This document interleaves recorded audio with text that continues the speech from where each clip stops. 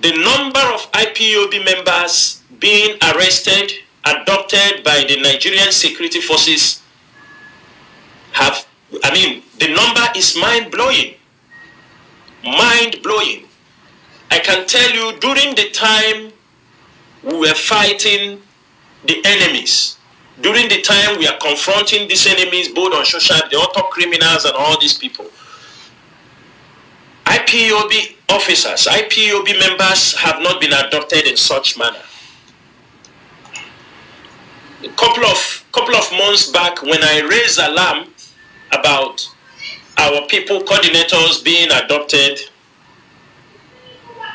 these blackmailers and all these fraudulent people in this struggle, they came out on social media trying to downplay that I am saying it to put fear in the minds of people who wanted to go for a protest. This is how they play with the life of our people. And at the end of the day, those that were adopted today, most of them are in Abuja. Nobody talks about them. But the blame will come to the leadership of IPOB. Their families will abuse IPOB, how they send their people, and nobody sent them. Of recent, some of them are taking instruction from a wrong direction. And today, they are being arrested, they are being detained. Some few days back, we saw a group of people, somebody controlling them. They say they're controlling them from diaspora, from Germany, or I don't know who is controlling them from Germany. Because before that time, we got audio reports about people being threatened if they don't listen to this person, if they don't listen instruction from here, that they will be dealt with. Unfortunately, we found out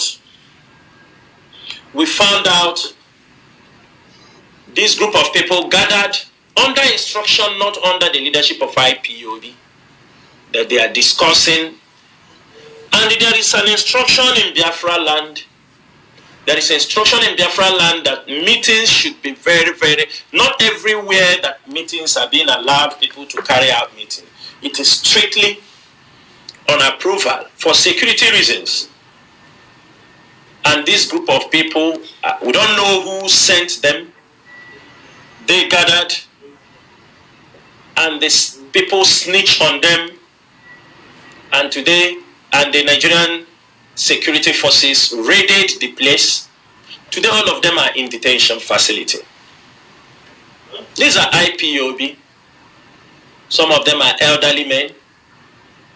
They did nothing, but somebody have deceived them. Somebody have sold them out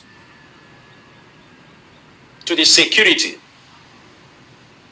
Many people are continuously doing these things. I will tell you, for the past 4 or 5 months, as some of you or some people are on social media making noise, the enemies are picking information of what is happening from here.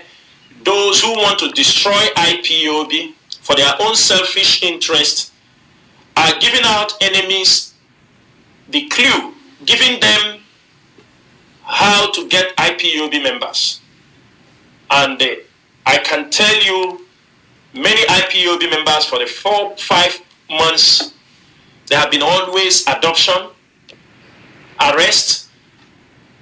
There is always somebody snitching at them. This is what we are facing.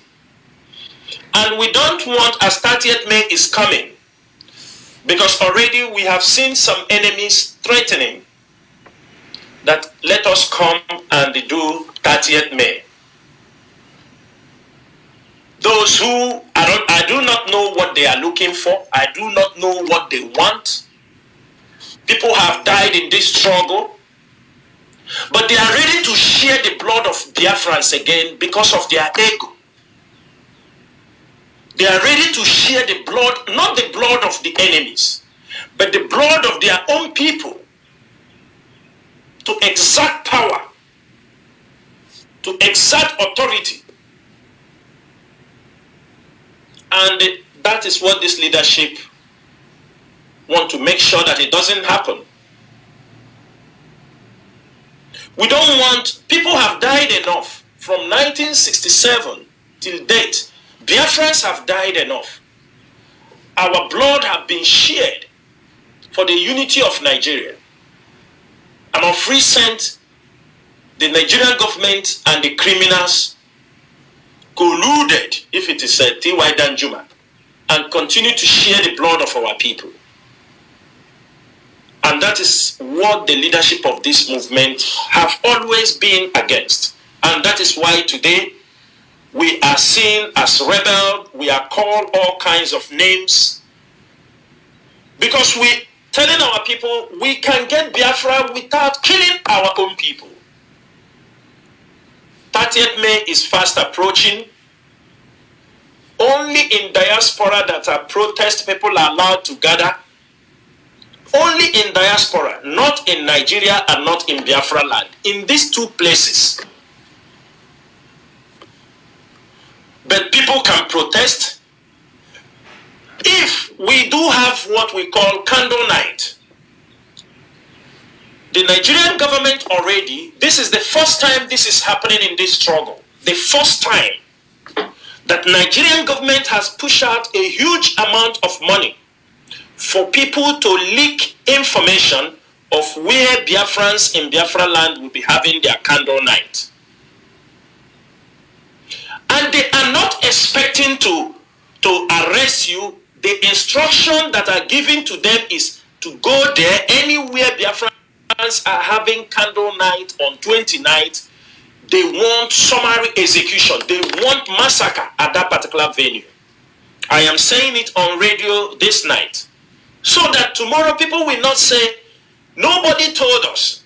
Because what they are planning is to kill our people on 29th of May. And you will see them, because they have nothing in their brain. They have nothing to move this struggle forward. What is only in their mind is destruction, killing, blackmail. They want the blood of our people to pour on 29th of May, so they can come and jump on the social media on 30th to claim that the DOS have killed our people. That is only what they know how to do. They have no better plan on how to move this struggle forward. They have no better plans. The only thing they know is kill and destroy. That is the only language they want. And besides, election is coming. They want to make much noise until they get some contract on election matters. That is all what you see they are doing. And they are ready to share the blood of their people. They are very, very ready. Ready anytime, any day. Therefore, Biafrans, all coordinators, I am saying this thing. This is an instruction from the IPOB leadership. As we are going to do to candle night, there must be a complete clearance from the IPOB leadership for those conducting candle night. There are many agent provocateurs that are already inside this movement. Some of them are silent because they know what happened during the last 3 years, 4 years. So the new set of infiltrators this time are a little bit very careful. But Allah Biafra will expose all of them.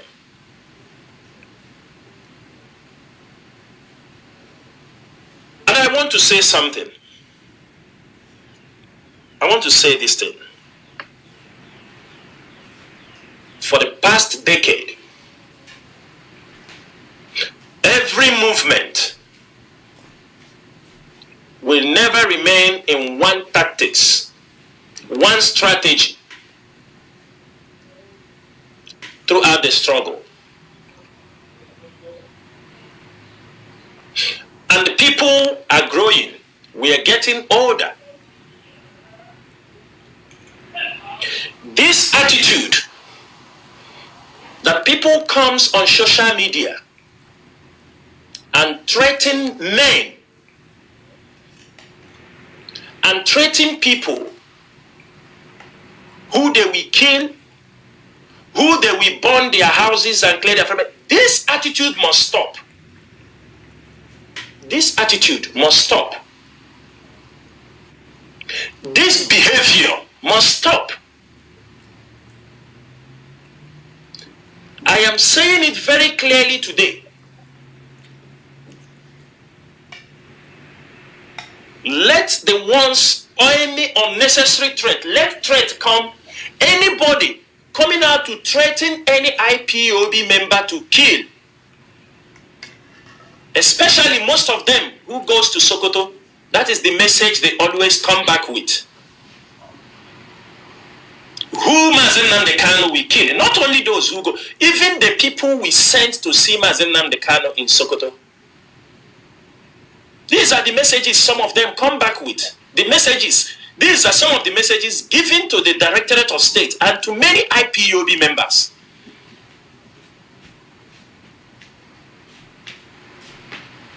Tell Chinasa Nworu, tell Chike Doziem, Chukwudi Former, I will kill them, I will wipe their families. And the person saying these things, he's the only one who knows how to wipe people's family. Those who can advise all of them going to Sokoto should advise them. Because some of the people are claiming that they don't see this threat. I am an Igbo man. I am an Ngwa man. I will be the last person you will threaten with death when I do you nothing. And I will forgive you, or I will go and sleep, or chicken out. You are not the only person who knows where they sell petrol to bomb people's house. You are not the only one who knows where they buy bullets to kill people. You are not the only one who knows those who can kill. I am an Ngwa man. I am a born warrior. During this month, this should be the last time we will be hearing those kind of threats from people that we are in IPOB, whom we were feeding with our own money. We turn around to threaten us after 10 years, 11 years, because of your selfish interest. I am saying this thing on radio this night for every Biafran to know. We must put a stop, because this is how we took it for granted.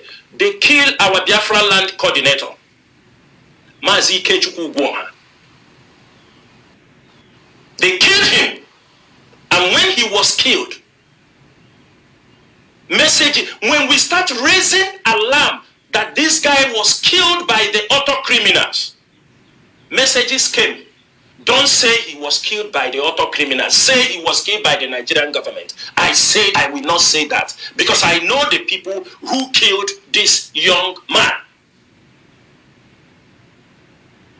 We have their record, and some of them are still on the run, and some of them are now back in Aba. Some of them have now gone to Sokoto and come with another instruction.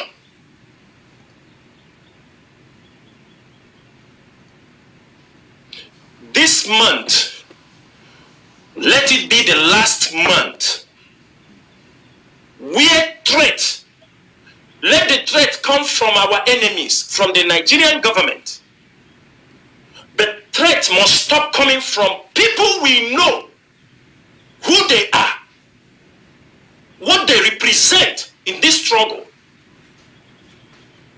Should be moving around on social media, threatening who to kill and who not to kill. This is unacceptable. And today will be the last day. I am saying it. This month of 30th May is the last month somebody will threaten any IPOB member. Any IPOB member anywhere in Biafra land.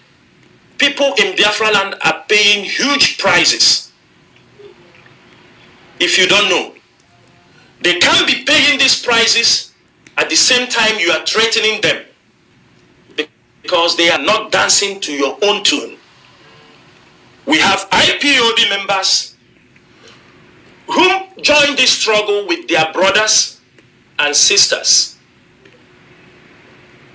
We have IPOB volunteers who came along in this struggle with their siblings.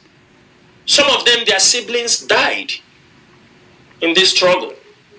Some of them, their cousins died in this struggle.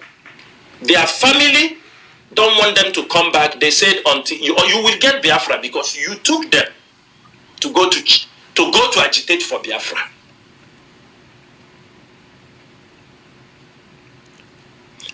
Our people are behaving like they don't know what is happening in this struggle.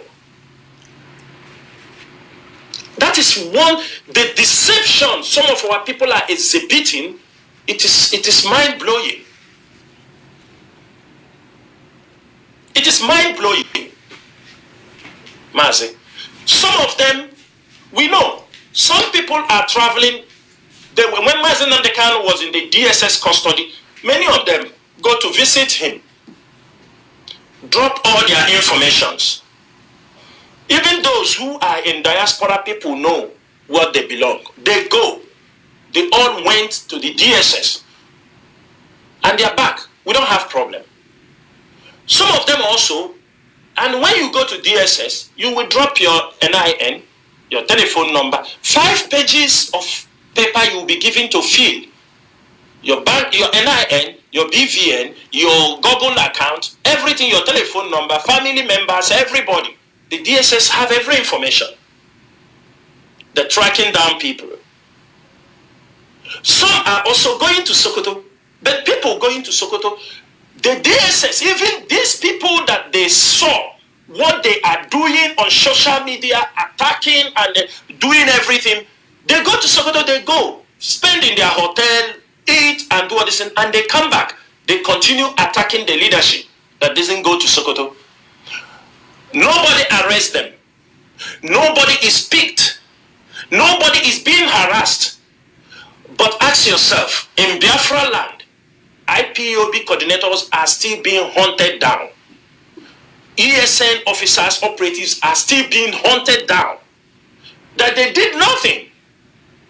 I mean, ordinary IPOB coordinator, even ordinary unit coordinator, they are hunted down in Biafra land. They are hunted down. I will give an example. Let me give Biafrans an example what is happening so that we must be very, very careful. And I'm going to give this example with somebody, a name. I'm going to mention his name because it is on this radio platform that we were told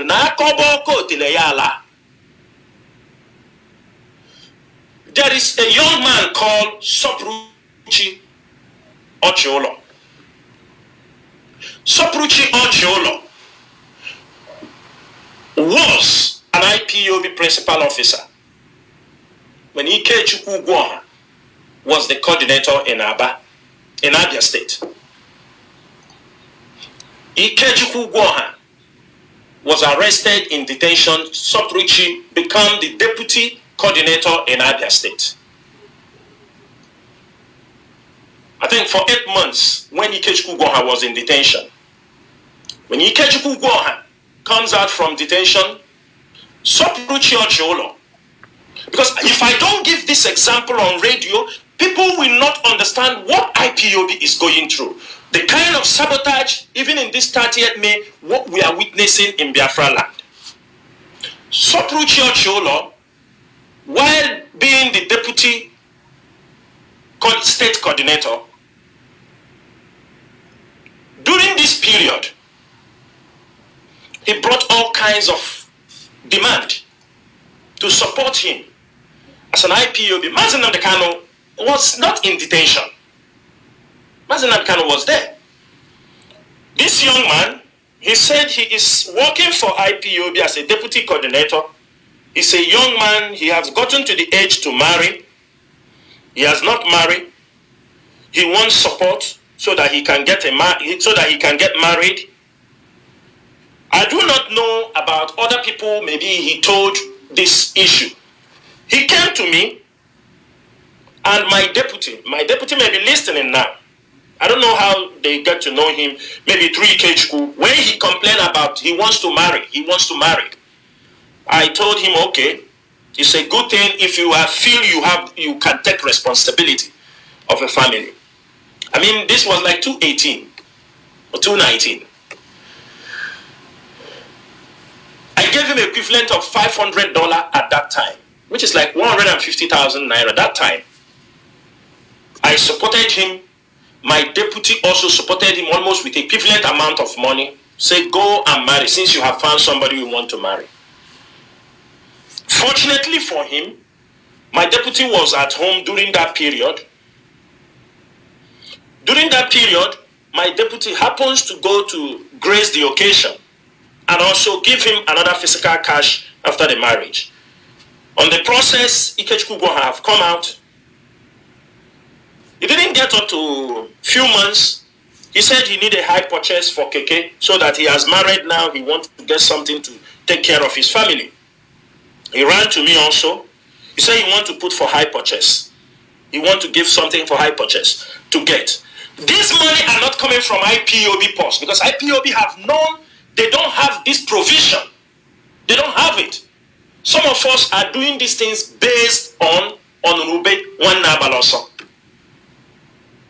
And at the end of the day, we supported him to put up a deposit and get the keke so he can feed his family. I don't know if it is up to 8 months. He come up with a story of house rent. I told him, Mazi, you have been working. Doesn't mean you can't pay house rent. He talked. The next thing I heard, he called me from Senegal. Told me, Mazi, I left. He abandoned the IPOB family under his care and left for Senegal. I told him, what happened? How did you come to Senegal? What is happening? He said he wants to travel abroad. He wants to move forward. He has some plans. I said, really? I said, okay. All the best. After some couple of months, he called me again. He told me he needs some money. He wants to buy a laptop. He wants to start doing Yahoo. I told him, Mazi, this is an insult to me. For you to call me and ask me that to give you money to buy a laptop, you want to use and do Yahoo. This is a completely insult to me. I can't do that. So that is what you came to Senegal to do. You say you want to go forward. You say that is what everybody is doing. His friends that brought him. I said I will not do it. I was very furious. I told him, you're a shoemaker. Why not go back to your business? He said he don't want to go back to the business, that people knows him in the line. Things was difficult with a lot of stories. I told him, if you're in Senegal, go and join the IPOB family there to continue there since you are outside. As I'm saying this thing, the Senegalese, those in Senegal can bear me witness. The Senegalese coordinator can bear me witness. During his period, I don't know whether he spent 6 years during that time. All kinds of reports. I never hear that even he got money from Senegal, return home, do some Arabanco in Aba, and return back again. When he returned back again, he started calling me that his debt was calling him. He was depressed. He's sleeping on an uncompleted building. I say, really? I called the coordinator. I say, what is happening? This guy I introduced to you people. The coordinator now tell me a complete different story. Tell me this guy has been a pin on their ass. He eats in the coordinator house every day. Toothbrush he could not buy for himself. When they ask him, he said it is the leadership that sent him abroad. We don't know anything about this. I was very furious. At a point, some people in Senegal start calling the leadership that this guy will die in Senegal. We managed to raise some money. People in Senegal raised some money and sent him back. When he returned back, I think that was 2024 or early 2025. He returned back to Biafra land. I told him, he called again. I said, go and find something to do. If you are, I asked him something. I said, you got money from Senegal. Come home and spend it. Why you didn't use that money? Start buying shoes. You're a shoemaker. Buy shoes, send to Senegal. Do something for yourself. Why? He said, excuses, are abundant. I neglected him. I told him, you've went abroad. You have seen how all of us are in abroad, how we are getting the money and supporting most of you at home. When consistently he disturbed me from Biafra land, I told him, Mazi, my hands are tight. I have many responsibilities. I can no more support. I told him, if you're going back to business, I'm ready to support you. But if it's to give you money to buy a computer and start Yahoo, that since you came back, you can... I said, I'm not doing it. I warned him. I said, don't call me for those kind of things. That is how we have become enemies. Suddenly he have joined Autopilot. And he followed Autopilot people. Now, went to Sokoto to see Mazi Nnamdi Kanu. Since he came back to Sokoto, he is moving everywhere in Aba. Family unit, trying to tell them he was in Sokoto. He was instructed to come and gather people together, bring everybody together, that the DOS have betrayed Mazi Nnamdi Kanu. The DOS are no more, the Mazi Nnamdi Kanu have sacked them. They are no more working with him. He continued moving around in some IPOB families until some group of people dealt with him that he was talking rubbish. Now, because he has joined Autopilot, he has started threatening IPOB coordinators, IPOB members. You see how they used to create problem? Do you see how they create problem? Now, him and Autopilot groups, and the people he's following are is the major people who assassinated Ikechukwu and ran away from Abia State. Now they have regrouped again. You know why? We have a lot of issues. People in Biafra land, how they are sabotaging this struggle.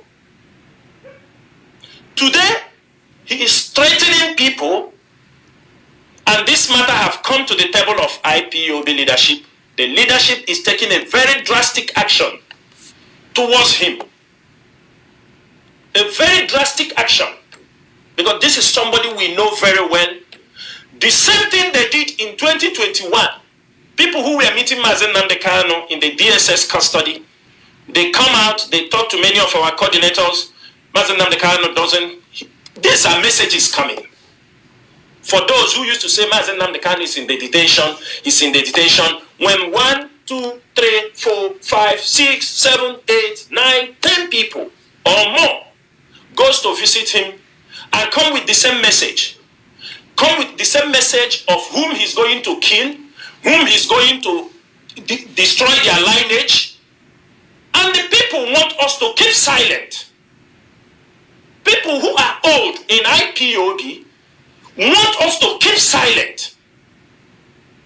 And they are threatening our people, killing our people, adopting our people. Only we.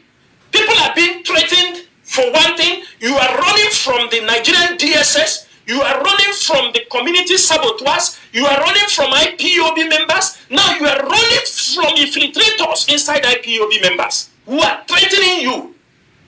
What did you do? What did you do? Nothing. Nothing. Why I'm saying this evening? People should know the challenges going on in Biafra land. For the fact that your own state, what you are having in your own state, that we are not coming to talk about it, because we believe most of this issue will solve, just like in Cross River. We have one of our sisters who, throughout the autopilot period, she was being threatened, dragged. All the men in Cross River disappeared. They joined autopilot. This young lady and few other people stood, restore IPOB in Cross River, maintain. Today they are looking for her head. They are threatening her. They want her killed. They want her arrested. They are planning evil against her. Shame on all of you. People who never think evil against you. This month, It's unfortunate. It is in the month of May. Some of this rubbish. Some of them are bringing unnecessary issues to distract me and you from not being focused on this commemoration period. It's a time for prayer. It is a time to remember. It is a time also to support those who lost their people during this period. We are not in this struggle for our own personal reasons. Maybe as this program will proceed, I will talk about the need to institutionalize this movement than to individualize it. What people don't understand is what the leadership is going through. Blackmail, lies. I hope that they even have a better point. I hope that they even have a better point to blackmail.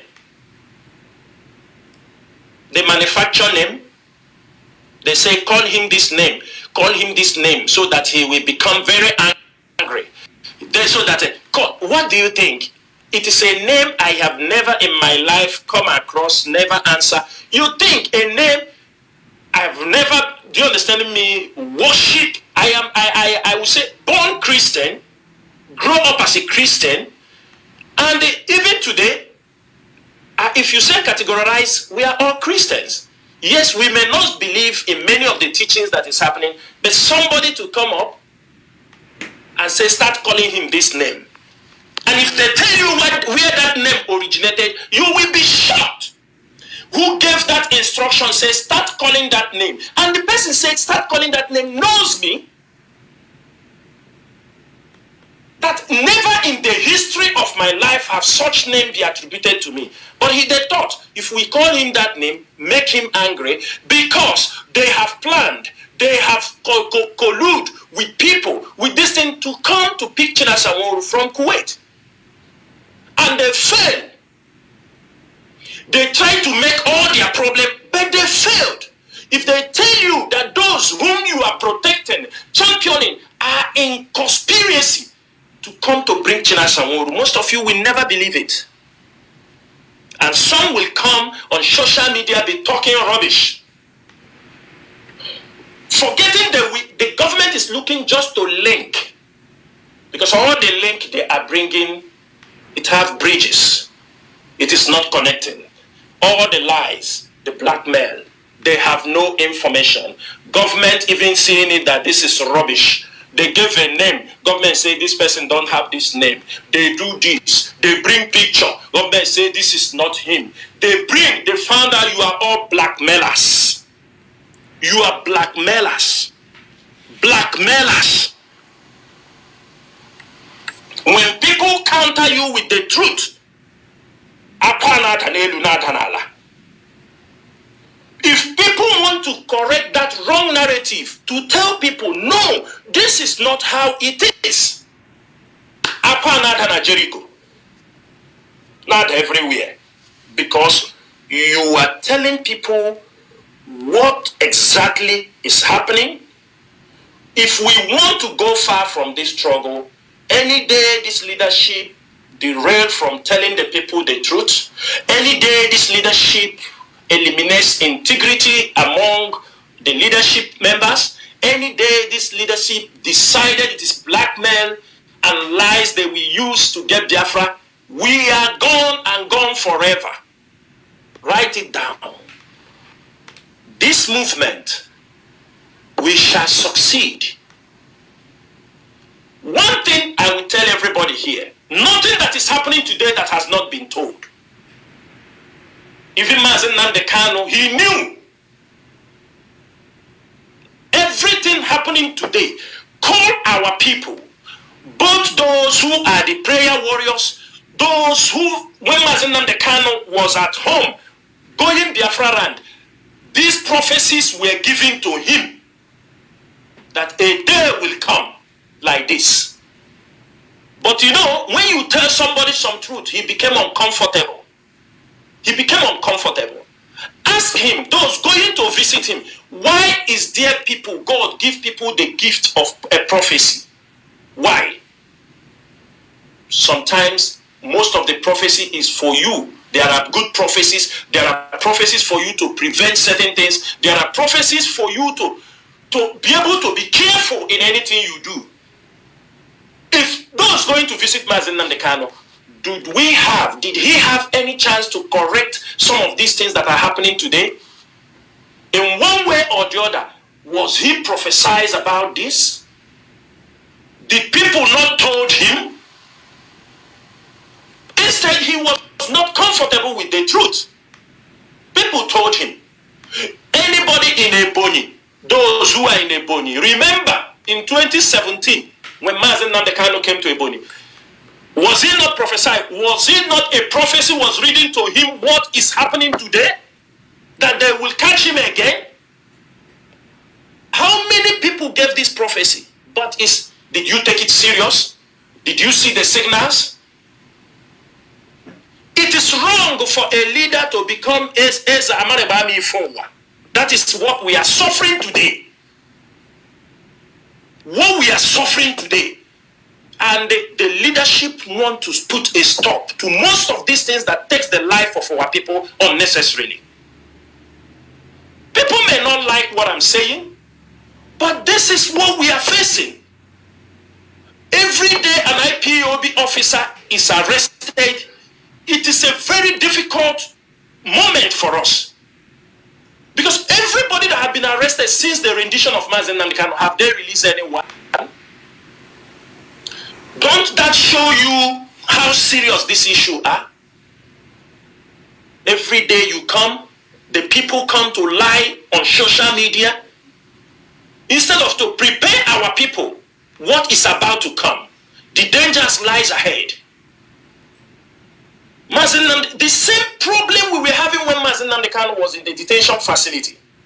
When we want to initiate a way, how do we handle this issue? You will be brushed aside. You will be called all kinds of names. He's coming out. Forget about that thing you are talking. When you bring solutions, say, let us do things in this way. Let us not go this way. You will be attacked. You will be called names. If you have an information to share, to say, use this, we have to do this to prevent, to block this, they will tag you, you are working with Nigerian government because you have access to certain information. They will say all kind of blackmail. Today, after 5 years, they've sentenced Mazi Nnamdi Kanu to life imprisonment. The same group of people that are doing nothing, that are not making any move to see how this issue will be resolved.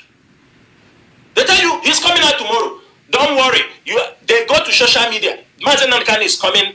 People, from January, they were threatening he's coming out in April. They were threatening people. He's coming in April. He'll come out, he will kill you. He will do. Do you think you are helping Mazi Nnamdi Kanu or you are putting him in a more tight corner? What do you think you are doing? Why I am touching this issue, because I didn't want to touch this particular issue, is because of people being adopted in Biafra land. Because of double communications, deceptions. And we are entering that stage where people are being adopted. Talk about people are being adopted. They tell you it's a lie. You want to make people to be afraid. Afraid of what?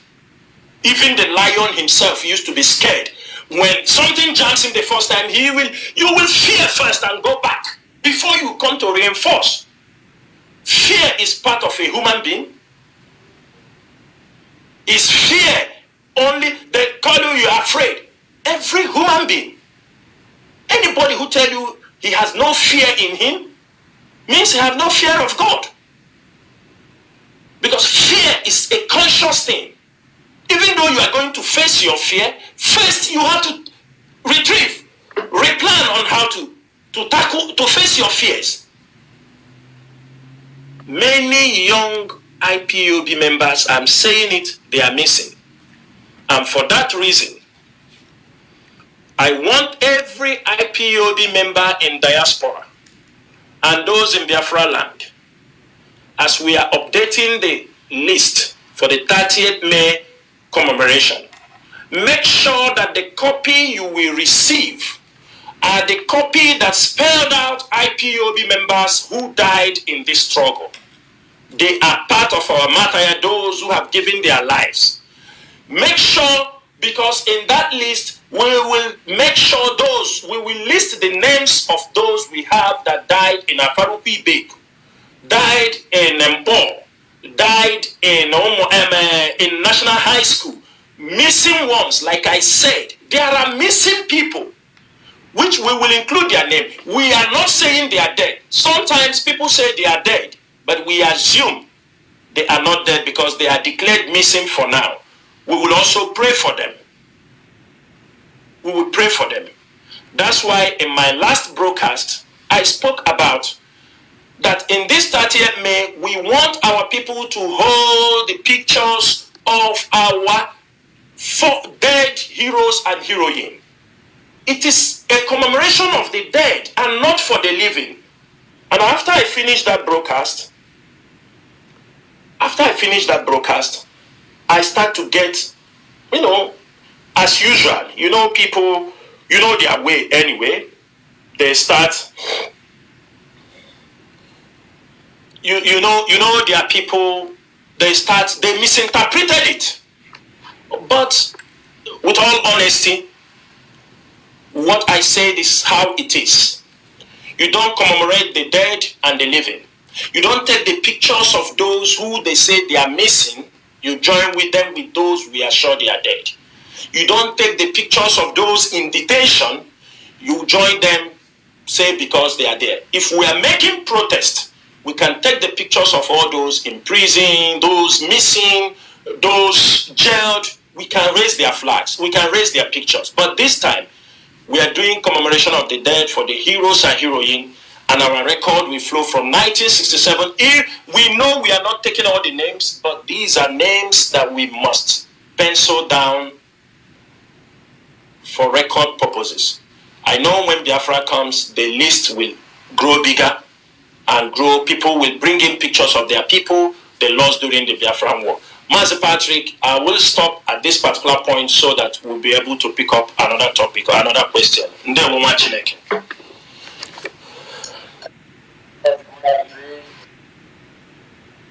Great, you've taken a lot of time to explain to our people, and it's also very important that you take all the time because our people need that explanation. A lot of issues need to be clarified. Mazi, we've seen stories of threat against the members of the Directorate of States coming from certain quarters. But I remember that one of Mazi Nnamdi Kanu's broadcasts, he said that any day we kill Biafrans, that Biafra will not come. With the level of the killing we have seen in Biafra land, even with the activities of Autopilot and Simon Ekpa, and with the threat that we are getting today from that quarter, is Biafra still coming? Because it's important that we ask this question. With the level of killing we have seen, we've even seen communities being chased out. We've seen people being terrorized by people who claim that they are enforcing sit at home, that they are putting pressure on the government. Is the Biafra still coming? Based on what Mazi Nnamdi Kanu said, that if we kill Biafrans, that Biafra will not come. Mazi, are you ready to answer that question? Mazi, any question for Mazi Nnamdi Kanu? I hope there are people who are going to Sokoto to meet him. There are also a way he may listen to this broadcast. I will not answer questions meant for Mazi Nnamdi Kanu, because he said any day we kill our own people, that Biafra will not come. From the clear point of view, that's to show what we are fighting is for freedom for our people. On that process, we shouldn't kill our own people. That Biafra will not come. Of course, I believe in that. I believe. And that is why we maintain, because that is the right thing. But if along the line there are people he gave support, Mazi, on Radio Biafra, you could remember when I come and I asked the people from Olo, all these areas that these criminals, I said it on Radio Biafra. I said, even the security, the locals that are brother, they should stop killing. Killings that have happened in Olo need restitution. They need restitution. Because the number of innocent people killed in Olo, Mazi, Olo can never have peace. That's why, as we are doing also 30th May, I want us also to put in prayer those innocent Biafrans killed by criminals under the coverage of their fighting for Biafra. They should be remembered also. Because they were killed innocently. There were people that were killed just because they saw an ID card from them. ID card. Knowing quite well that our people are still using ID card. Nigeria, we are not yet a country. You saw an ID card and with somebody. You tell him no, you are a Nigerian agent. You saw somebody working in INEC. You saw somebody working with one authority or local government, this thing, you tell him, you kill him, forgetting that he is working. He's earning his living from there. Mazi, Biafra will come. Why I tell you Biafra will come is because what is happening today has been prophesied. And as we walk towards it, by the late 2005, with the instructions, with the informations, intelligent gathering we were gathering, it became clear. That was why I was, from October last year, I was screaming what was about to come the first 6 months. It will still go. It will still go. Because we have defeated a part of it, but because of this election coming, we are going to see another grade of criminality. But they're going to use criminality also. We have finished the internal one. I'm telling you, they are gone. All these criminals you see, forget about them. I don't mean that people shouldn't respond them when they talk rubbish, but they are gone. The first we are going to meet now is, because some of them is going to work for the politicians. They want to make money. And you know, when most of these guys want to make money, they do anything they can do. They can do undoable. Because if you go and check their track record since we started this struggle, you find out that, man, now what happened? Because many people did not know that as we come here to shout on a daily basis against the politicians, that one corner they were dining with the politicians. They were dining with the politicians. They were being controlled with the politicians. We never knew. Money were exchanging hands. In every election in state, 4 to 5 candidates, they collect money from them and give them heavy promises. And when you talk, they say, I hold your life. I do anything I want to do. That is not why we are here. And I will be the last person to play this kind of rubbish game. I will not. I will not. Even heaven falls, I will not. I am not hungry. I am not hungry. Apart from being hungry, I'm a man of self-accountability and deep-rooted immorality. I have conscience. What we are doing involves people's blood. People are fighting. They use their life to fight for this Biafra. The last thing you will do is to betray them. After talking about Biafra in the morning, you go another place and talk about a different thing. It's better we fight for this Biafra until we die. But let we be remembered. In Mazi, we just have a short period to lay down our legacy. I'm telling you, can you remember the richest person in Biafra land in 1820? Can you remember who is the richest person in 1704? Can you remember? Can you even remember? If they ask you now to remember some people, will you ever remember them? Will you remember them? You can't remember. It's only a period of time. So, if at this period, what will be remembered is for integrity, which we found out is now lacking in our society. There are no men of integrity. There are no men of integrity in this struggle. Not only in this struggle, in Biafra land, few. Every one of them can betray you just by some bunch of naira or dollars they wave on their front. They lack principle, they lack integrity. And if you lack these basic things, you have nothing to do in this Biafra struggle. Mas, I can categorically tell you this night that Biafra will come.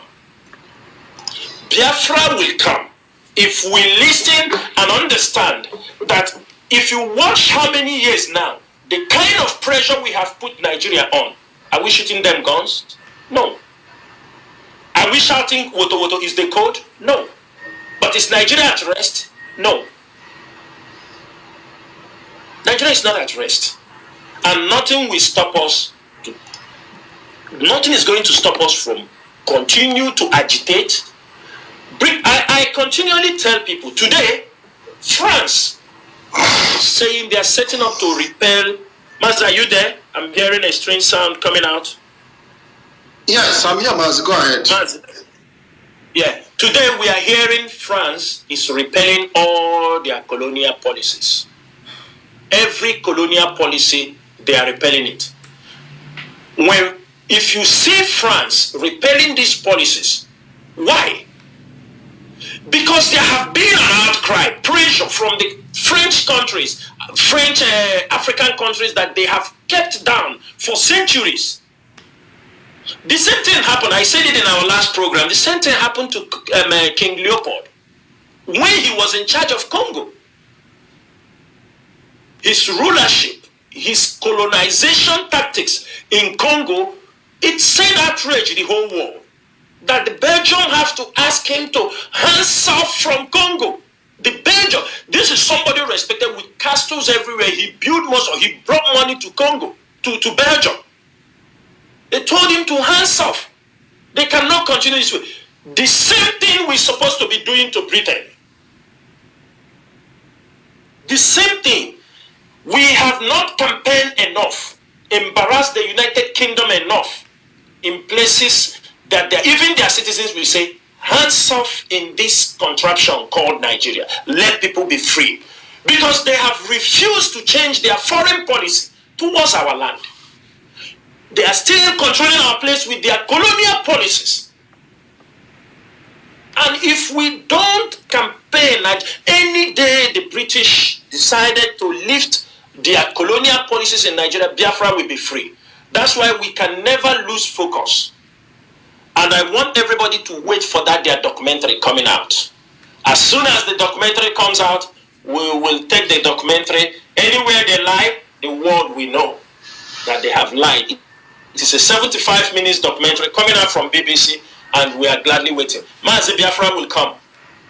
Biafra will come. It's unfortunate that for some years, we spent time trying to protect the image of IPOB, trying to hold the image of IPOB. Mazi, it is unfortunate and it is very disappointing. I will say it on this place that Mazi Nnamdi Kanu, some people come on social media and say he's in prison, he's not talking anything, wait until he comes out.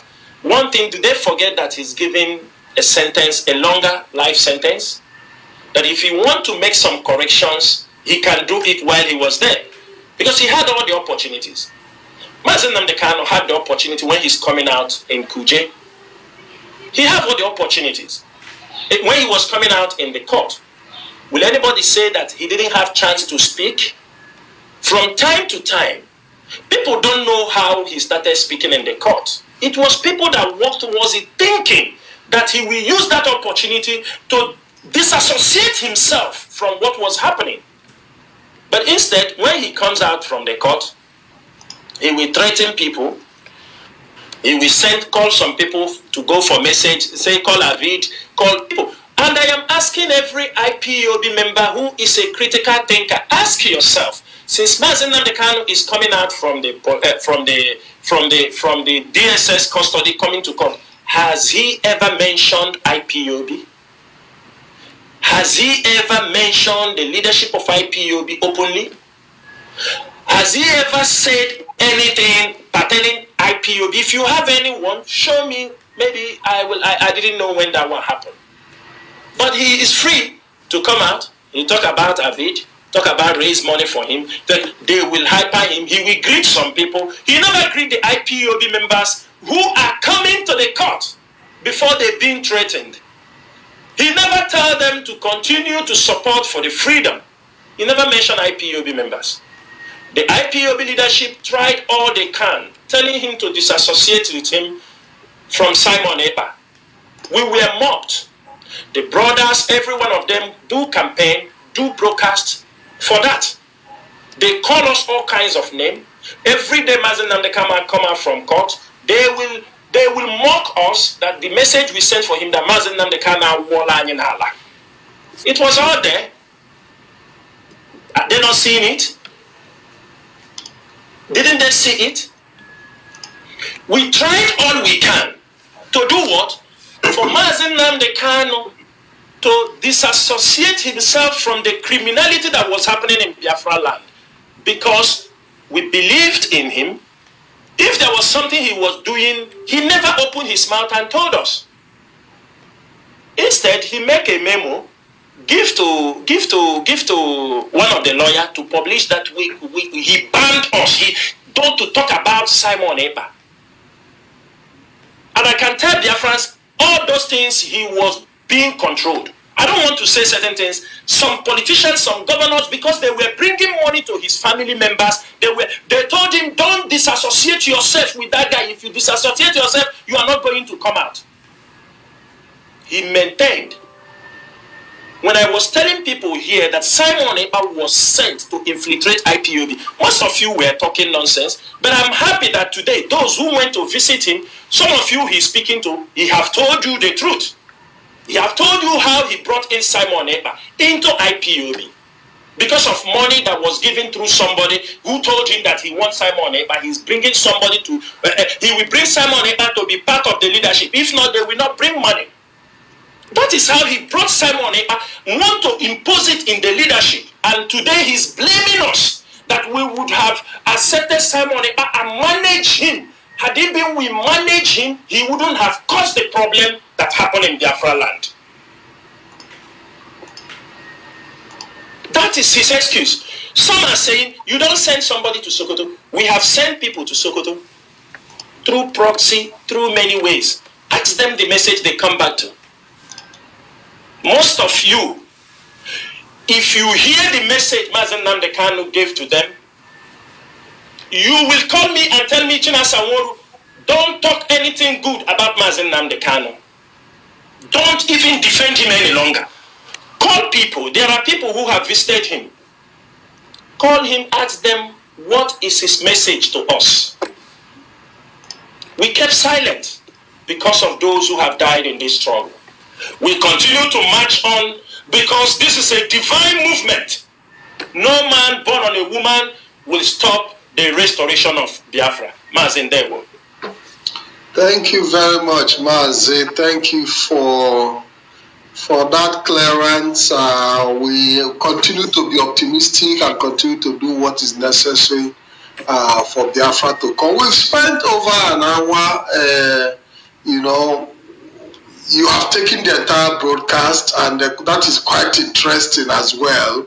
Now let's go into the 30th of May proper, because very soon we'll be rounding up. What do you expect? Though I know you've given some little highlight on the 30th of May. But I want us to look at, you talk about security implications. I want you to go back again to reiterate, because, our people, like you said earlier, find it very, very difficult to,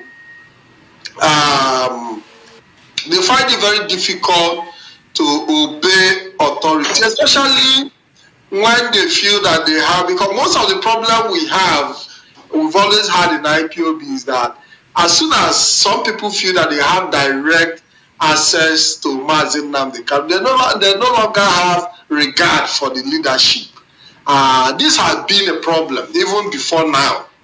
Some people will even tell you that they take instruction directly from Mazi Nnamdi Kanu, even before now.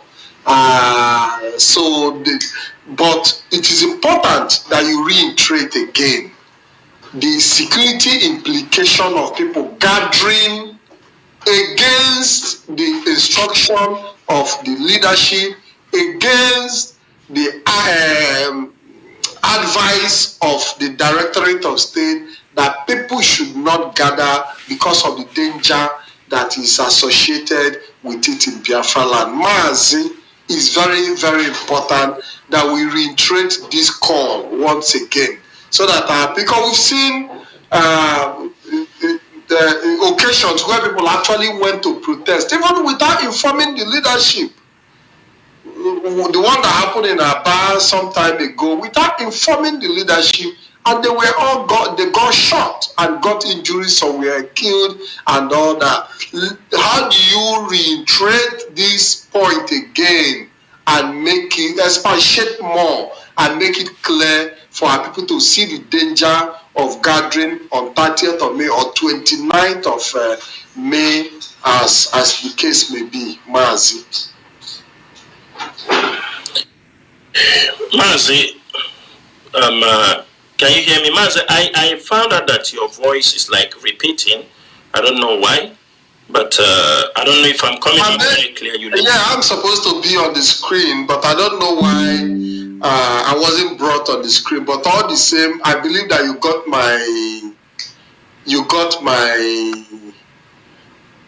my question. Okay, Mazi, I got your. Is this still repeating? Mazi, I got your question. Yeah, no, I got your question, but am I coming out clear? So that 100% from my end, yes. Okay. Go ahead. Okay, Mazi. Mazi, 30th May is coming. Number one, I would tell you, every IPOB member, if you call yourself an IPOB member and you are in diaspora, you are expected to attend this 30th May commemoration. No excuses. If you are also an IPOB member, this struggle you left because of one thing or the other in the past. And you still have, you know that there are no much thing. It's Biafra we are looking for. You still can come to IPOB Memorial Commemoration. It is a time also for reconciliation, for commemoration. You have to keep all your grudges as long as you know you did not partake in criminality, in killing our people. You are welcomed, Mazi. And if you watch the couple of weeks, many countries are preparing seriously for this 30th May. From the United States of America to UK, Belgium family, Russia, Italy, Spain, and many hosts from Middle East, Kuwait, Qatar, UAE, everywhere. Go to Asia, Vietnam, Japan, South Korea. I think people are seeing all the flyers are coming up. You come to Africa, people are also there, and it is on a Saturday. Many people have no reason why they should. And we are expecting after the 30th May, whether you organized at homes, at halls, at private places, protest, every country must submit a proof that they participated in the commemoration of Biafra heroes and heroines. Mazi, there is also one thing I want to touch. You know, some people in Biafra land, even in diaspora, yes, we do accept there are people that are inside this struggle with emotions. They are not seeing what we are doing as an institutional project. Mazi, history shows consistently that institutionalizing a movement is far more effective than relying on a single charismatic leader. History has shown that. I am not the one who is saying it. During a struggle for freedom, individuals are inspired. It's understand. You know, with time, people are being, inspired. They will come out and lead the people. But when you build an institution, it will sustain the momentum that can last and outlast the oppressors. There is no two ways about that. And when you build the Biafra struggle as an institution, you are guaranteed of continuity and resilience. Do you understand me?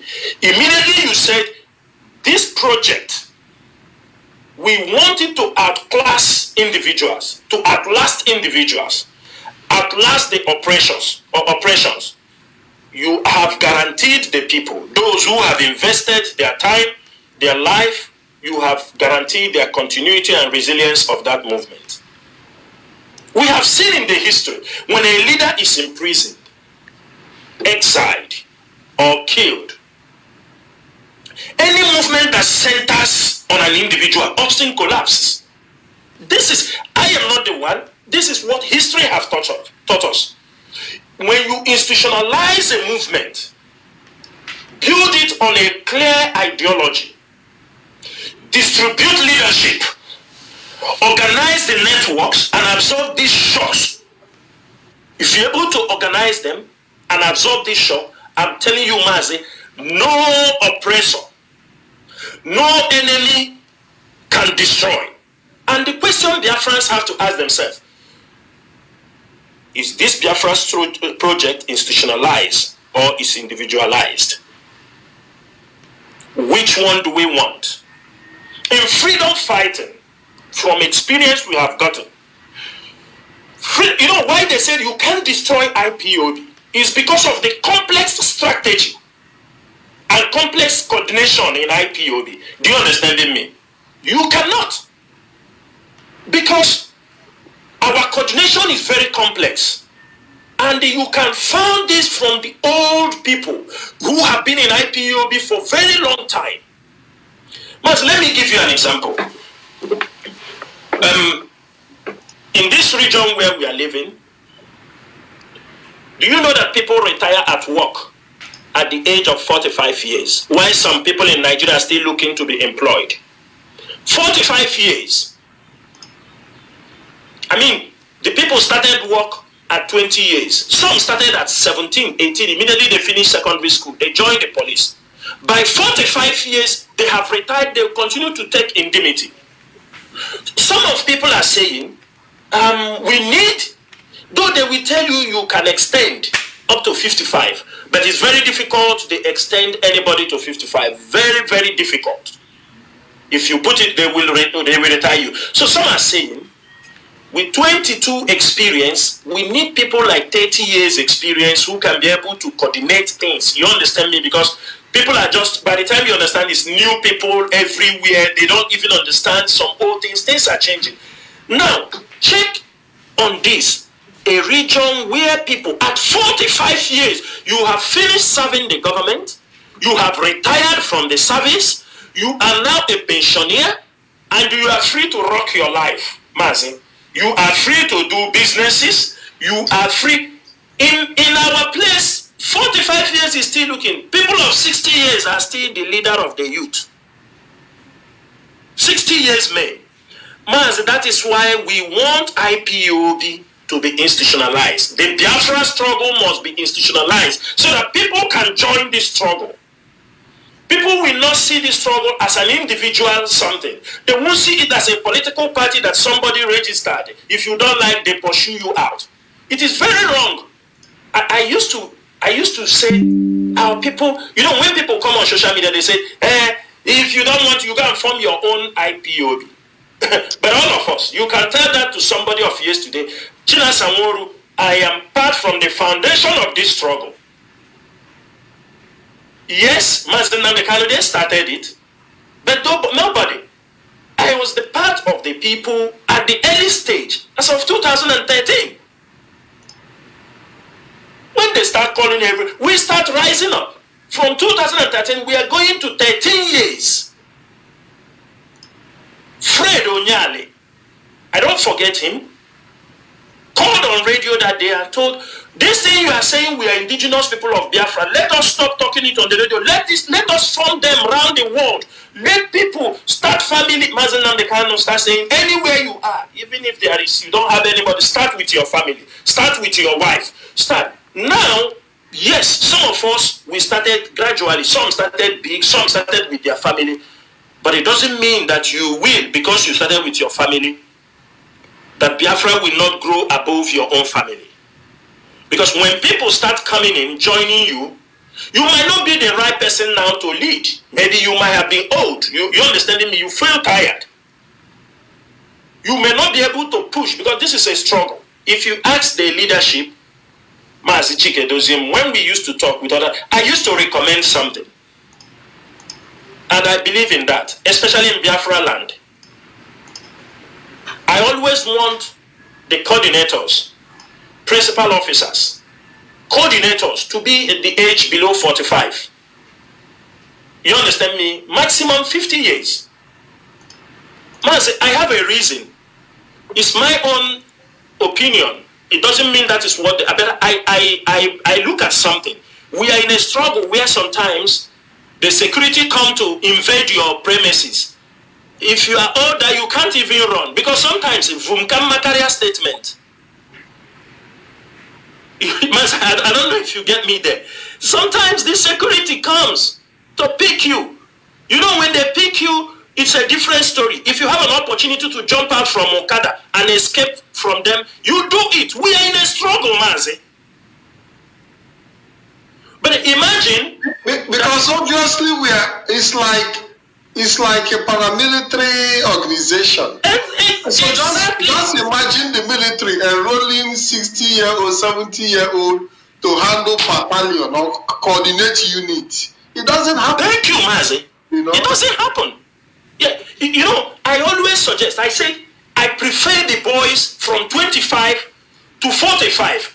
This age, you understand me? Okay, 25 maybe, he cannot get it better. From 25 to, can be, at least he can run. Mazi, he can make one or two moves. He can easily jump out from the bike. Even self-defense too. Exactly. These are the things, the ideologies we're supposed to understand.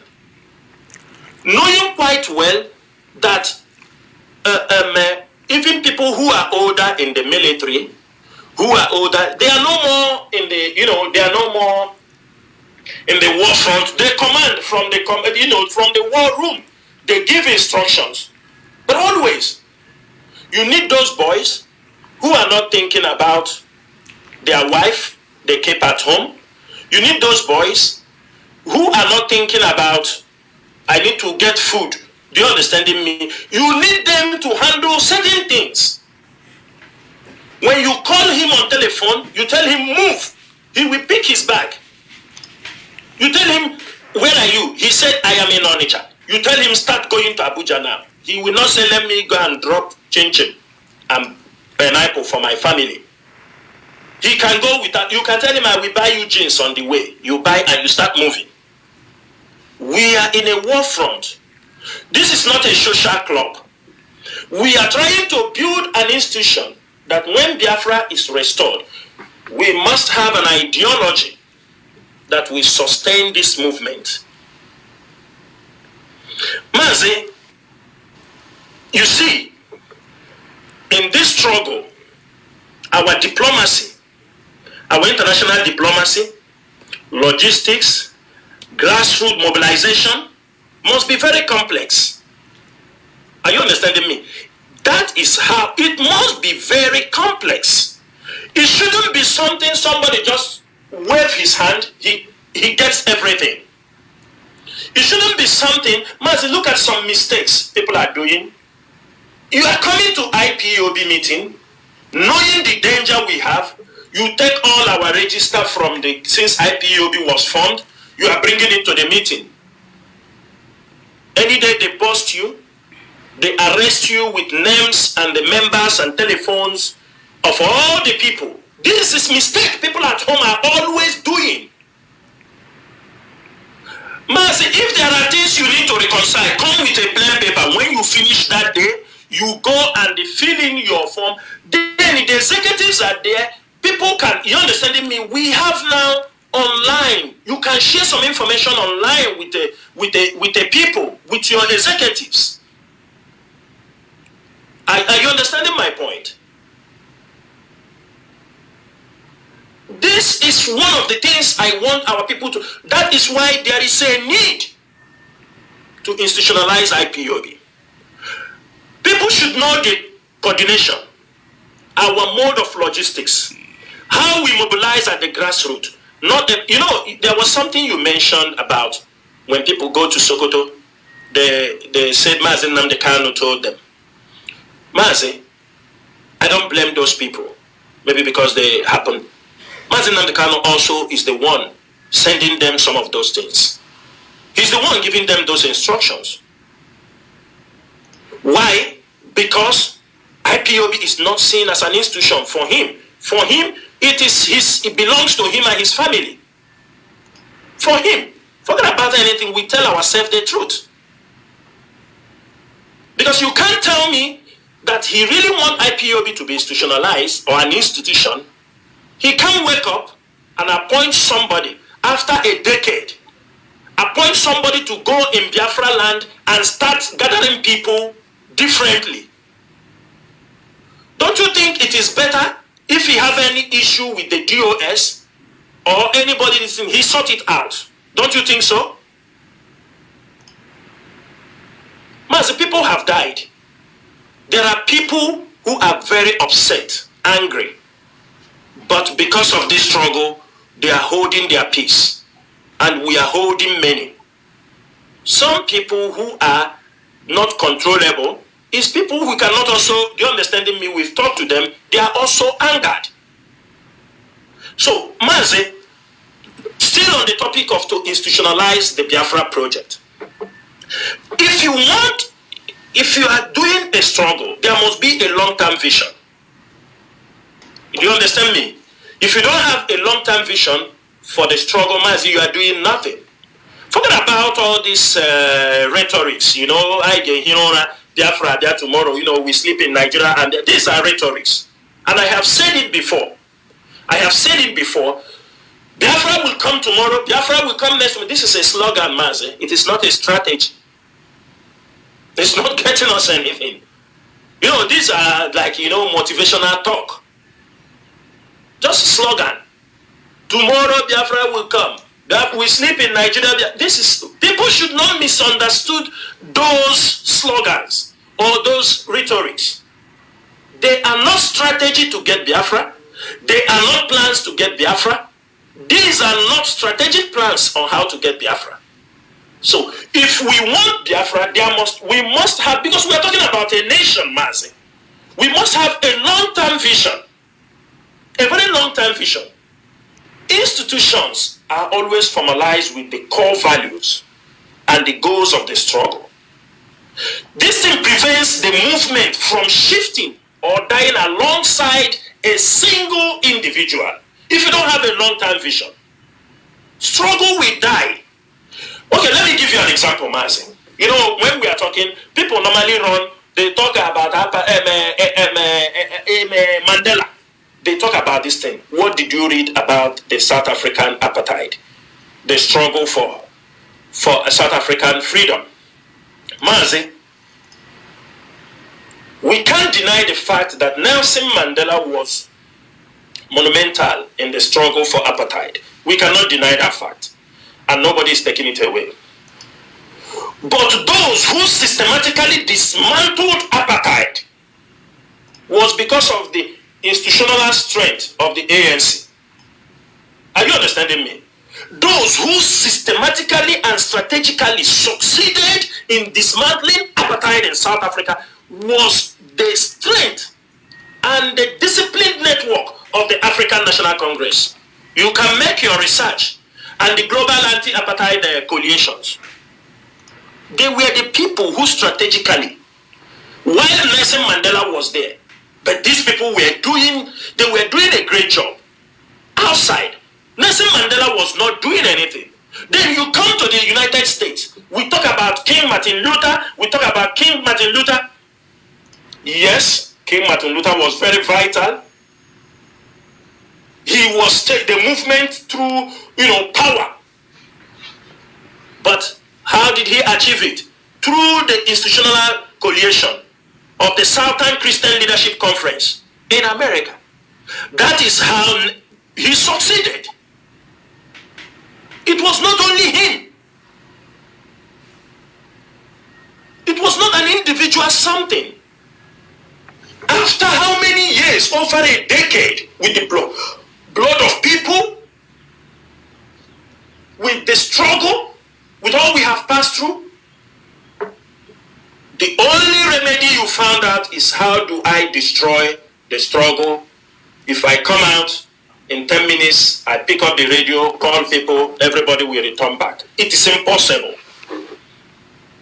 People have died in this struggle.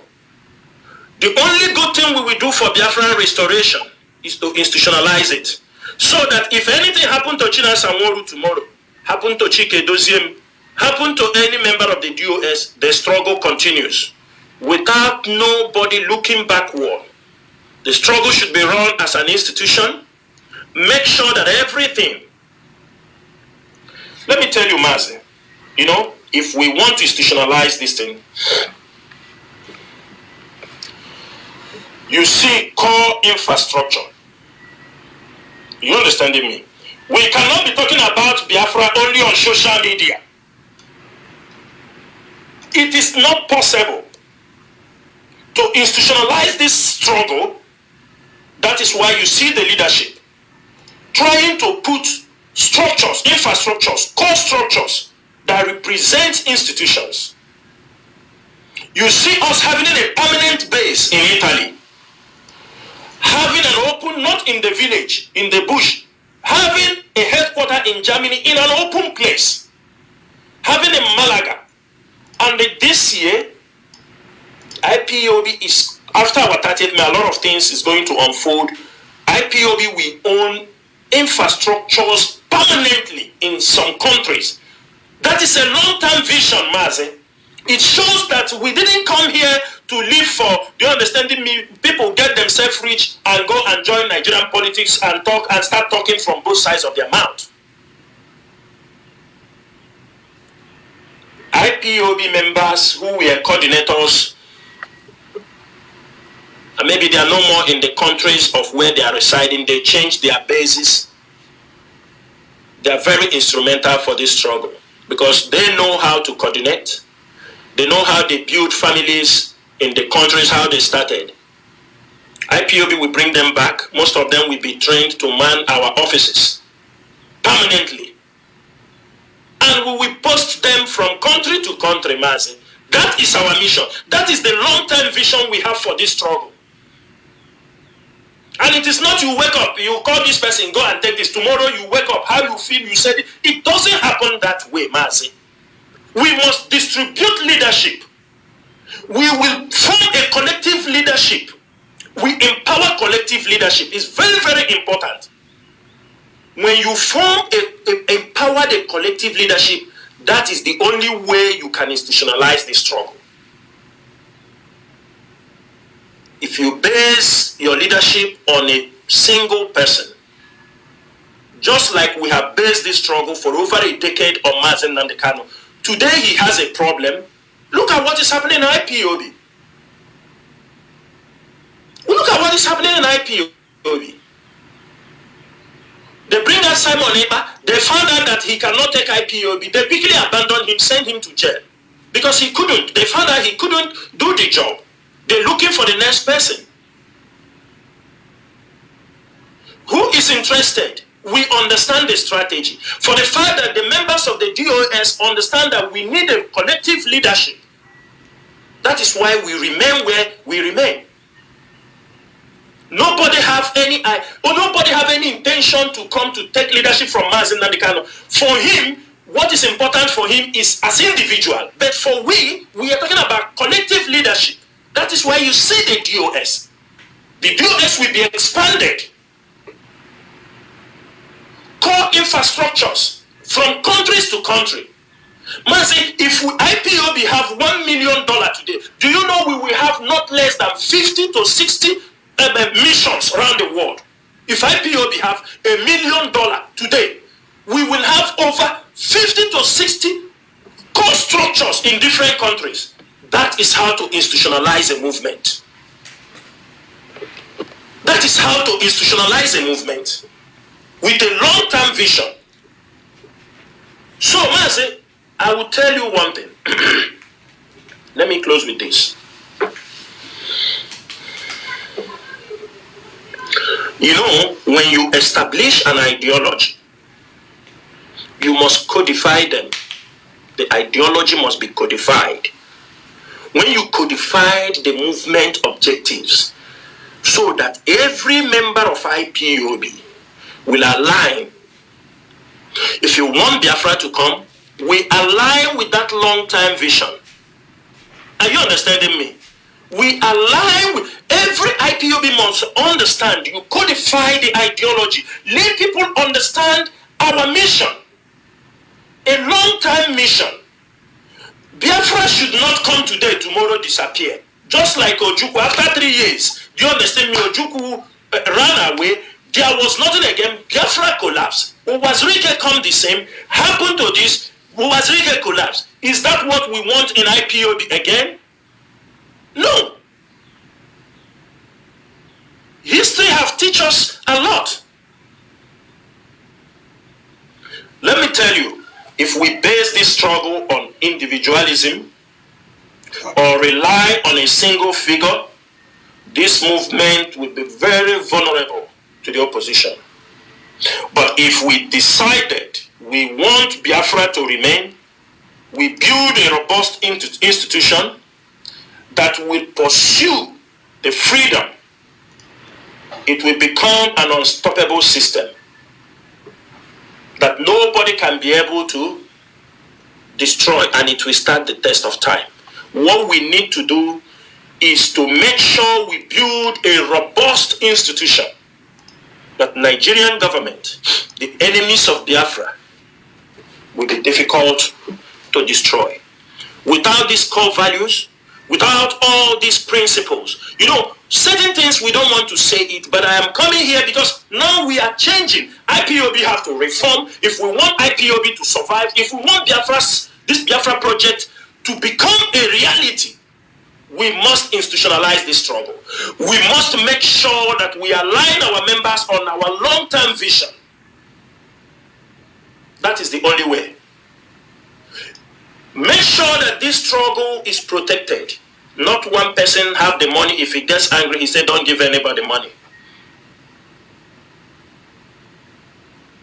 And we start afresh. I don't want to be your leader, but I'm happy to be one of the servants of the indigenous people of Biafra, serving under the Directorate of State. Other people are there. We want a collective leadership. And people don't understand the Mazi Chike Doziem. He doesn't come to talk. You talk everything. Why? He is an example of an individual who believes in collective leadership. There is no decision he takes. He will call. Even if he didn't get one or two, he will make sure even 4, 5, 6 people of the DOS. You can't see that man take any decision without consulting. He might not call a meeting, but you found him putting 5, 6 people online, trying to get their ideas. Sometimes he gets the ideas. If it is not very okay for him, he will call a general DOS meeting, because he wants to get the opinion of others. That is collective leadership. And that is why you don't see problem in IPOB leadership. That is why you don't see it. Mazi, have you heard from only the time Mazi Nnamdi, those 2021, have you heard that the DOS is having any problem? Have you heard that there is anybody in the DOS who is fighting each other? No. Because everybody understands that we are operating a collective leadership. But some people see it as cabal, Mazi. It is not a cabal. It is called collective leadership. It is not a cabal. Now, Mazi, there is a collective leadership. There is a finding that I made recently as regard to the institutionalization that you've been buttressing. Because it's important that I throw this point in as well to support your notion. There is this agricultural funding disbursement by the World Bank. There is this agricultural funding. The World Bank is disbursing some fund to countries, and this funding, unfortunately, along all the countries that were mentioned, the zoo does not fall within the category, but other African countries like Ghana and some other countries as well are beneficiaries of this funding. So I had to go to make further inquiry as regards to how this funding is being disbursed. It's an agricultural funding of over $168 million. When I went in to make inquiry, I now realized that this funding is not disbursed to individuals, but they are disbursed to institutions, agricultural ministries. You understand what I'm saying? Exactly. So you find out that for you to actually deal with serious government around the world, with serious institutions around the world, just like the South African apartheid story you told, the monies that were coming from other African countries were not going to Mandela in prison. Those costs were going to the institution of the ANC to manage and handle, in regards to, because we know the kind of funding that came in all over the world to support the South African, the anti-apartheid fight. Anti-apartheid campaign, yes. None of those funding went to Mandela as an individual. All those funding went into the ANC as an institution. So it's important that we buttress so that people will start to understand that it's not a question of like taking power away from a leader, but it even gives the leader more power, because when you build a strong institution, you become a figure within that institution that has also a high level of control, but the institution stand on its own to represent the people. So that is a point I'm trying to make, that even if IPOB have to receive any kind of support, even if it has to come from IMF, they are not going to look for an individual to hand it over. They are going to look at as that institution. And for them to take you serious, you must be able to meet that criteria of a serious, strong institution for you to be recognized. Mazi, as we are rounding up, still throw in more point if there are things you want to say. Mazi, thank you. As we come towards the end of this program, Mazi Chike Doziem will be coming on air on 30th May for a national broadcast.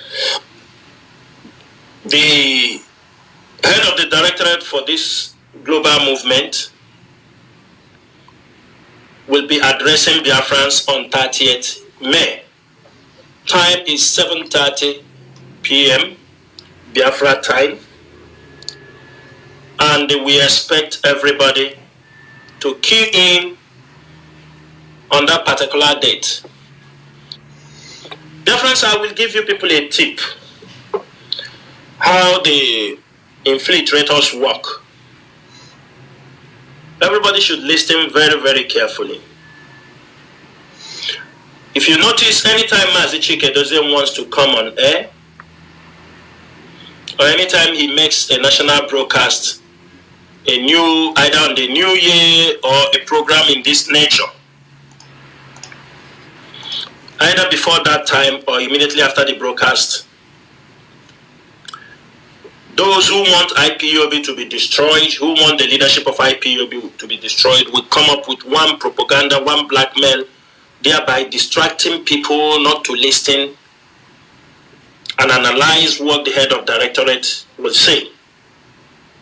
If you could remember, in 2025, you see the remember of 2025, when IPOB Mazi Chike Doziem finished the first January broadcast, where he marshaled out the policies of IPOB, marshal out these policies. The following day, a press release came out linking IPOB leadership to a meeting and a threat against Yemi Tinubu. And that particular press release took over. Our people could not focus. It is a strategy. Don't think that those who release those things don't know what they are doing. After this broadcast, some of them will not look at the body of this broadcast. Some will come out on social media to cry. Some will come out to announce, to distract you not to reflect on this broadcast. I want everybody to be focused. Now that IPOB is institutionalizing this movement, you must follow online. You must follow how things are going. You can't be a coordinator. You might not be listening to me now, but you can't be a coordinator, especially on some instructions like this. After this broadcast, you can go through, especially if people are telling you, did you hear what Mazi Nnamdi said from the DOS? There are some interesting things. I'm not telling you come and listen everything. You can take your time to listen to those things. You are a coordinator.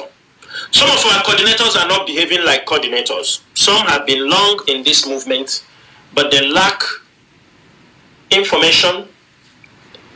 They lack. It's not that information is not there. They don't even go there.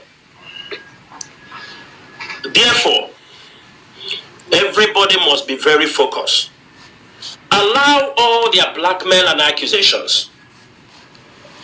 If anyone they said that have an atom of truth, I will come to clarify it. I will be coming here, but we are moving forward because they said we have been left behind. So we want to meet up. I don't know whether many of you don't understand those things. I see people coming to talk about that the DOS, Mazi Nnamdi Kanu, they don't regard Mazi Nnamdi Kanu as their leader. They start to talk. And I look at those people, I say, where have these people been? Where have they been all these years? There are a lot of accusations because sometimes it's not good. You come and you neglect everything and you just walk away. I see a lot of accusations against Chinasa Nworu. There is one of our sister who used to speak on social media, one of our Lolo, is it Lolo Neka? We don't know him from Adam. I can tell you that we saw her making social media, speaking, talking about crimes in our law. Sometimes we saw her in a radio program, she's speaking. When the issues, I will give her that credit, because at a point, she's the one that, because sometimes when IPOB is also screaming, I think she went on a grassroots investigation, came up and realized that these things they are calling these people, that these people are not really the people committing all this crime. I think that is what brought her to limelight. And along the line,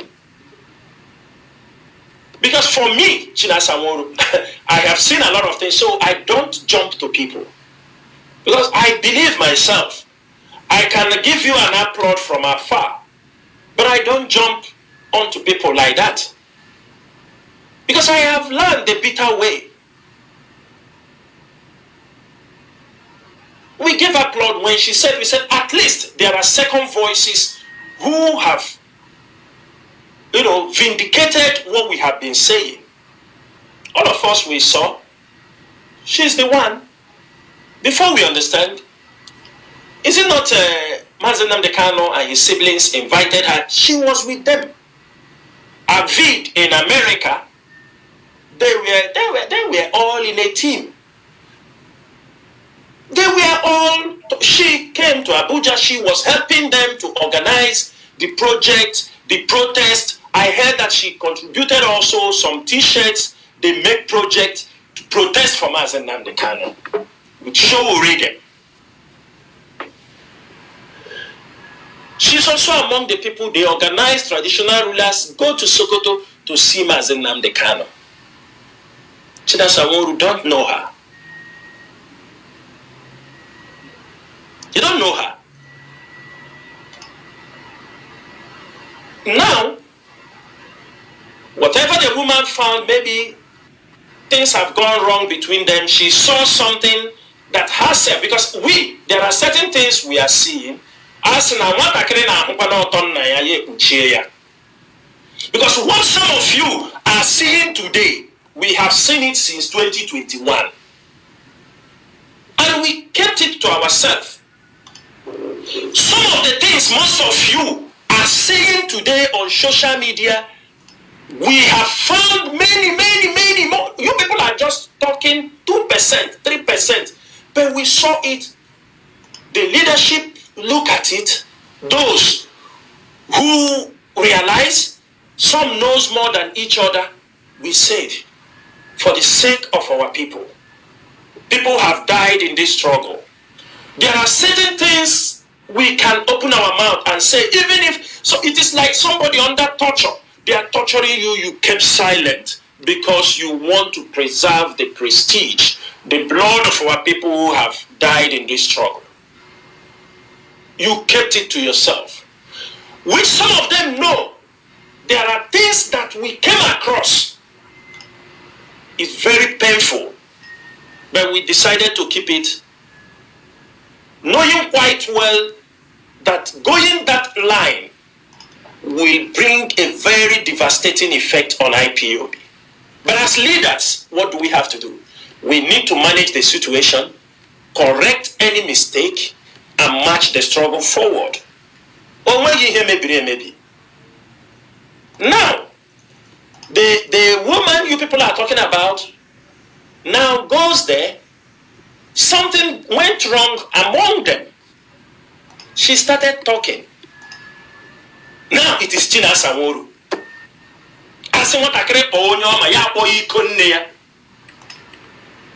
It is now Chinasa Nworu.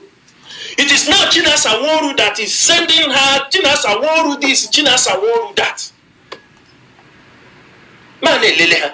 I look at them. One thing people forget to know, you can't intimidate everybody. You are working with her. They are working with her. We were not in the picture. At no time, they had a problem. Not a problem she found out something. I said, hey, something is wrong.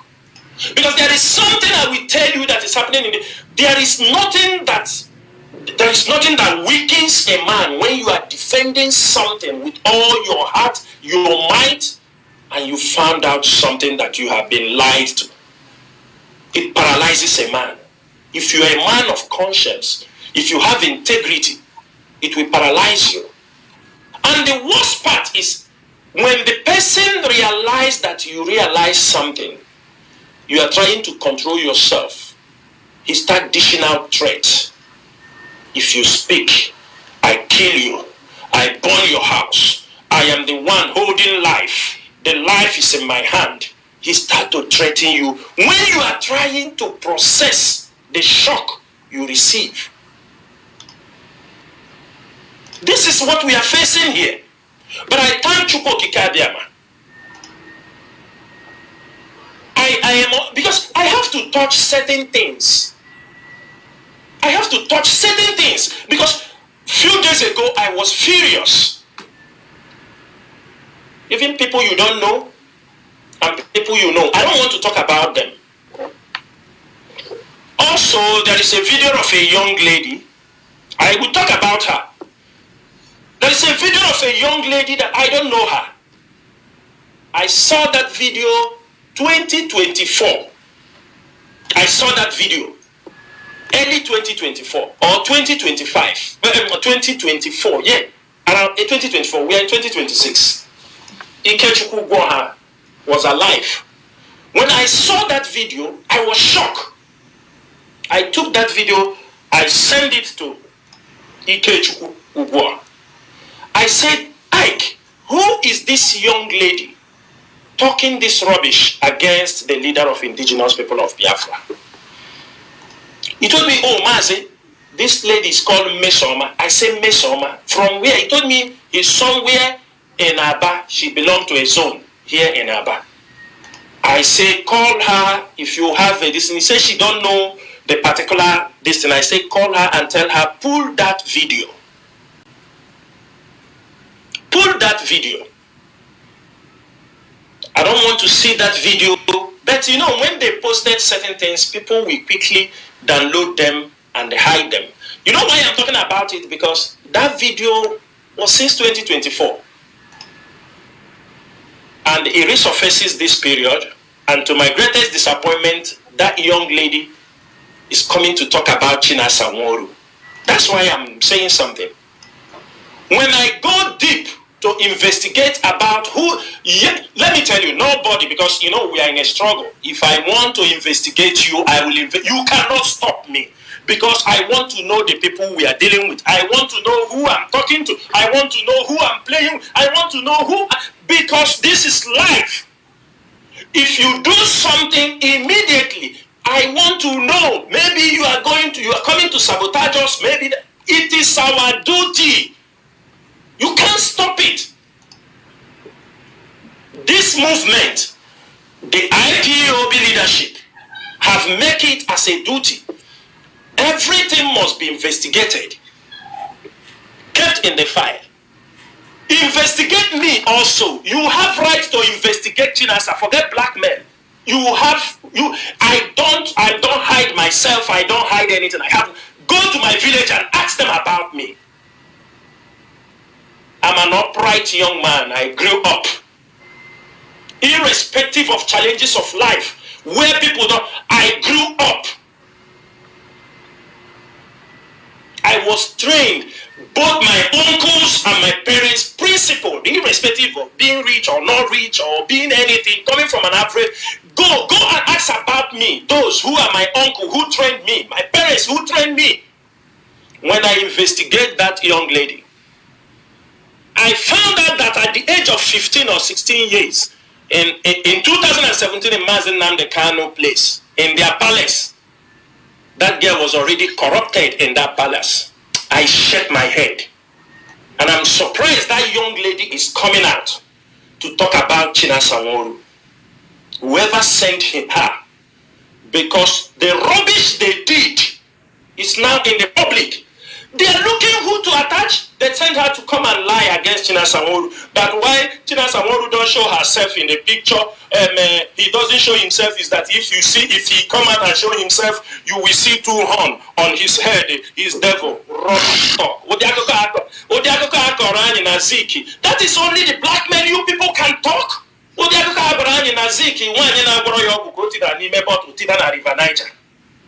Is that the kind of story you are telling us in this heat time? Some said that Chinasa Nworu went and slept in Atlantic Ocean for 21 days to take Mazi Nnamdi Kanu from office. A man who stood on truth. I have come here on several occasions and told you, my name is Mazi Chinasa Nworu. I'm a man of self-accountability and deep-rooted immorality. If you doubt me, go and ask about me.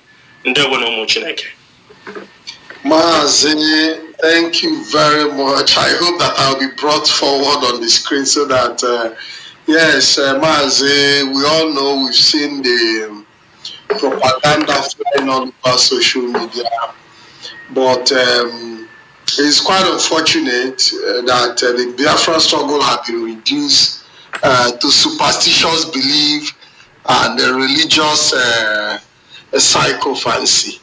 But it is because the struggle was not institutionalized in the first place, despite all the rhetorics of institutionalization, because at the end of the day, you cannot place something on nothing and expect it to stand. So the struggle has been placed on superstition, it has been placed on certain belief, and prophetic innuendos here and there, rather than coming to terms with scientific research and historical antecedents. So because from the foundation, they understand that our people are religious people, so that was why they used religion as a code to wrap our mind around the struggle. But the moment this struggle is properly institutionalized, religion will be kept by the side, and we will be focusing on scientific findings. Everything will be put on test and scientifically approved, rather than basing our notions on religion and superstitious belief.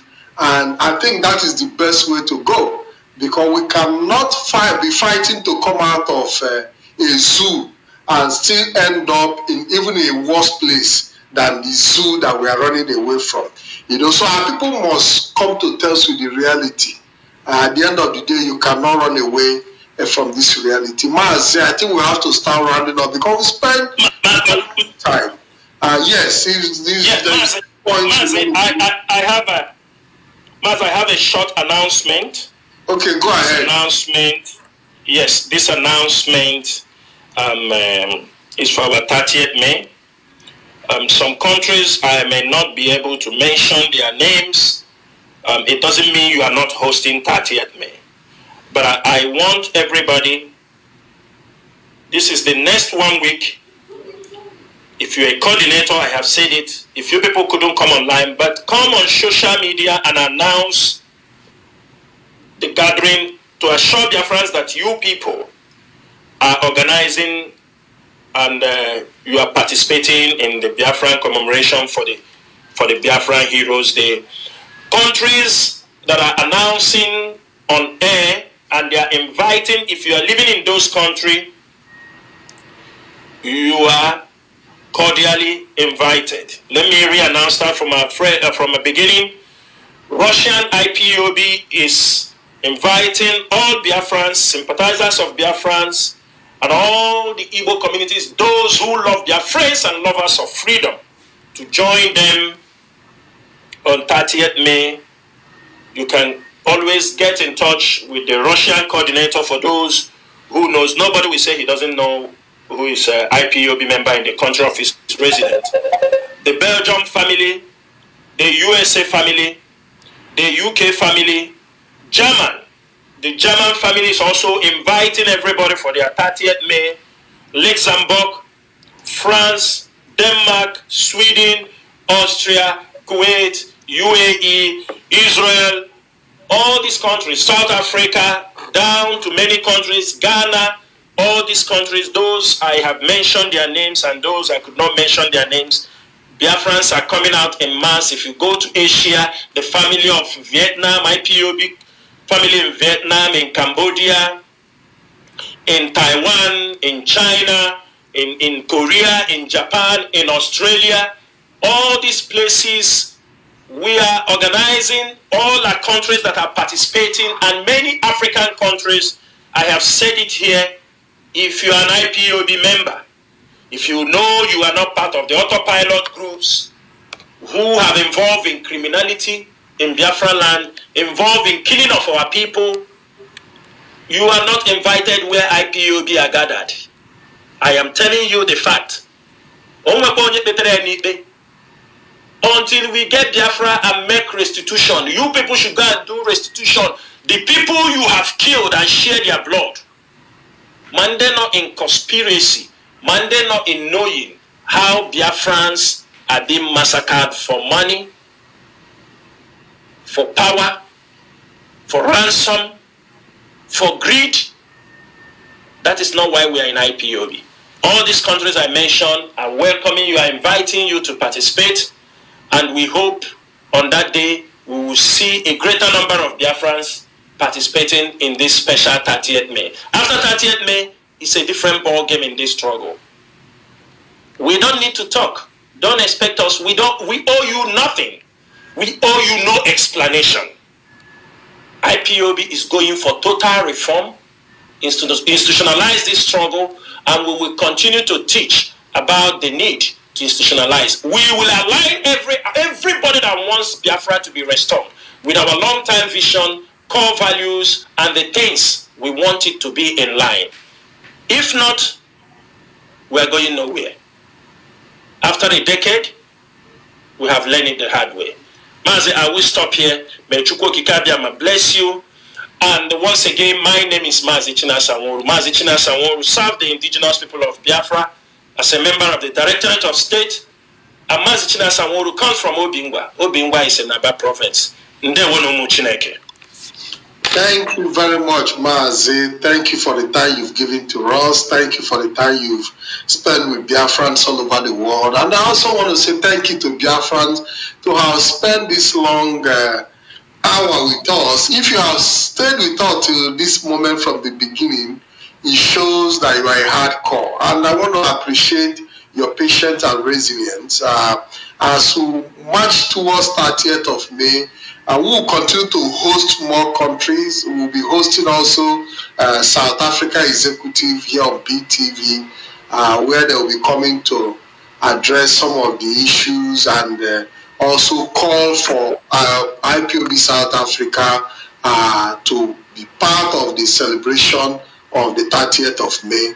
And I will continue to appreciate Biafrans for their collaboration and their understanding as we march forward. I want to say thank you very much once again.